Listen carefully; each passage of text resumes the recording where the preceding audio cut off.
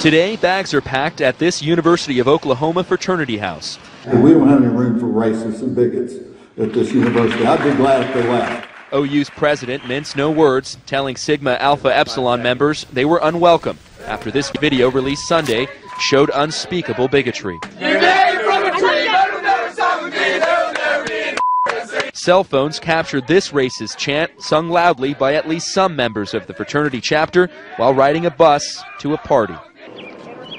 Silent protesters began to flood OU's campus within hours of the video's release, and today there is no sign of slowing down. Well, that might be the appropriate protest there. Great to see those students out in force, but what about the university's response? Joining us right now is a senior pastor at Hope Christian Church in Washington, D.C., and recently co-hosted a summit on healing the racial divide. A pleasure to welcome Bishop Harry Jackson, Jr. to our program. Bishop, thanks for being with us.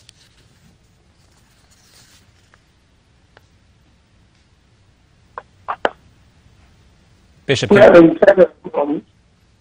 okay, can you hear me okay? I can hear you now. Okay, that's good. We can hear you as well. We saw that student protest, sitting there in silence, and that is the same type of civil disobedience that was used by the Reverend Martin Luther King, Jr. How proud are you to see the students responding this way? You're talking about the university challenge, and I don't think that the students really have a justifiable cause. I think there should be the right to have a sit-in, the right to demonstrate for sure. And but I didn't really catch who was sitting in. These guys are anti the frat house and anti the frat, or they pro the frat? They are against what took place. I don't know if they are actually speaking specifically against the fraternity or the organization itself. I think they are responding to the video and what was seen on that video, which is indefensible. Now, yeah. There are a couple ways of responding. You can be out in the streets, you can be yelling, you can be screaming, or you can do what John Lewis and Dr. Martin Luther King and the rest of those folks did, is they stood there in silence and said they would not go away. Well, exactly. Nonviolence is the lesson that we're learning 50 years after Selma, that it worked then, it will work now. So in that regard, I'm proud of the students, and I believe that a nonviolent approach, which was a major debate, if anybody saw the movie Selma, you would know, is that there was some discussion. Should we go violent, or should we just stay the ground and engage in the democratic process? So I'd say, therefore, I'm proud of the students, and I think this is what we need to do in these kinds of situations that are dehumanizing and insensitive. Now, I want to get your take, too, on the reaction from the university president. He's called these students bigots. They kicked them off campus or told them to get out of their house by midnight. To me, it seems like, of course, there does need to be action taken, and that action needs to be swift. But this video is a couple of days old. Maybe they're moving a little bit too fast. Well, what really is missing here is what should be done to the individuals who are using the N-word. Now, I have an idea that punishment should be restorative and corrective. And that's an important point. You mentioned restorative. Tell me more about that. Yeah, what I mean by that is, what are we doing to help these students learn from what they've done, learn from their problems, and change their view of life? It's so easy to throw kids away or media people away and not really cultivate any kind of change.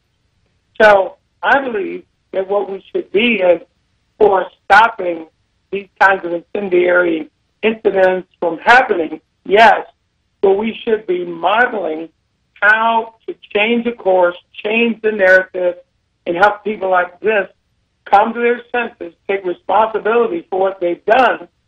But it's easier for an institution to just fire them, get them away from them, and say, that's not us, we're not like that, versus really training the next generation. Yeah, I want to talk about what the University of Oklahoma's Black Student Association president, Isaac Hill, said last night on Fox News. He told Megyn Qualley, quote, "Let's not let their hate spark hate with us." He said, "Let's just let their hate spark love with us. Let's let them learn. Let's teach them how to be good American citizens."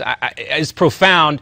And, you know, gave me chills. And as disgusting as the situation was at SAE, to hear a response from that from a fellow student does give us some hope that the kids might be okay. We're going to be back with Bishop Harry Jackson coming up right after the break. We're going to continue our discussion on race and race relations in the 21st century. And after the break, Oklahoma, Madison, Wisconsin, and all the focus on negative. And about 100 people are marching near Selma, Alabama right now.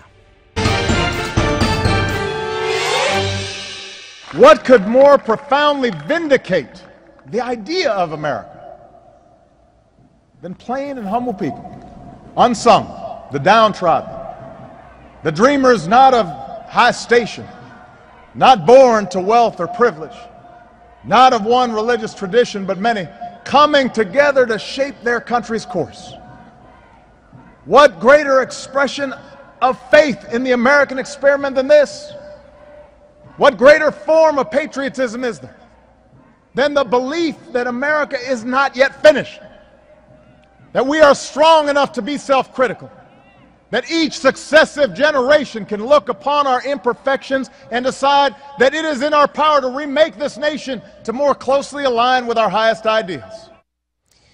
Even if you can't stand President Obama, you got to admit that was one of his better speeches since he's been president. Welcome back to MidPoint. John Bachman here, and we're with the senior pastor at the Hope Christian Church in Washington, D.C., Bishop Harry Jackson, Jr.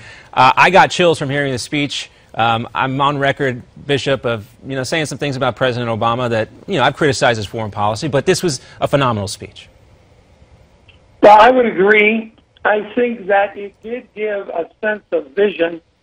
What wasn't covered, though, are next steps.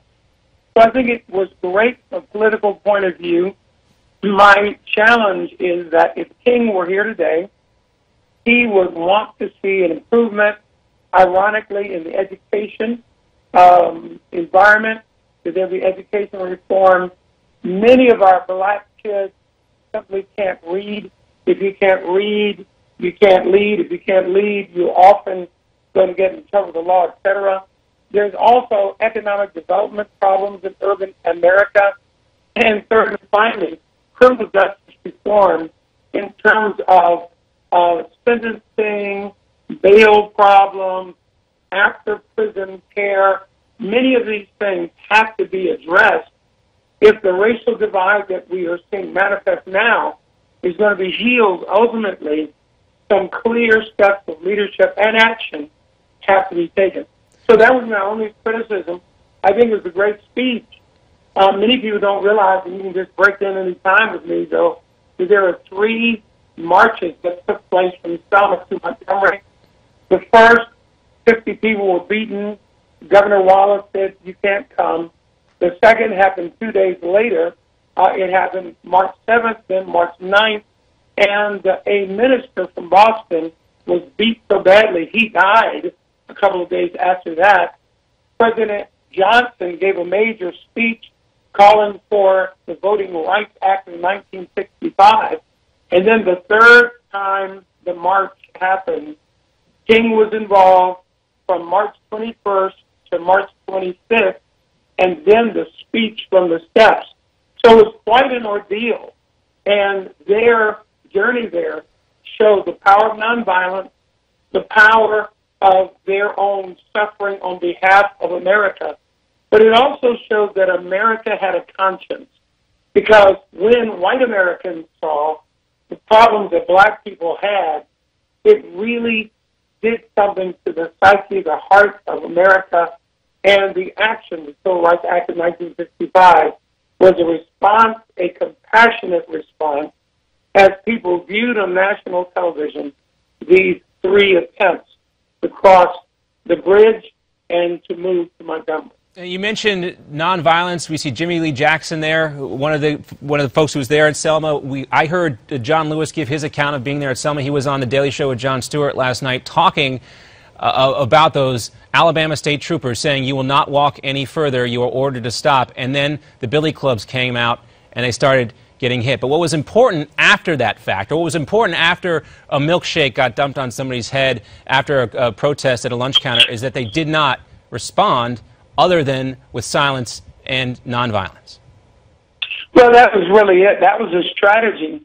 I've talked to civil rights workers. They always hope that somehow the Holy Spirit, in their view, would bring conviction to average everyday Americans because of the suffering that would be demonstrated out front in public.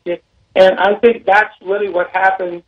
Of note, you'll see it in the movie Selma, is that on the second attempt to march, King stopped on the bridge.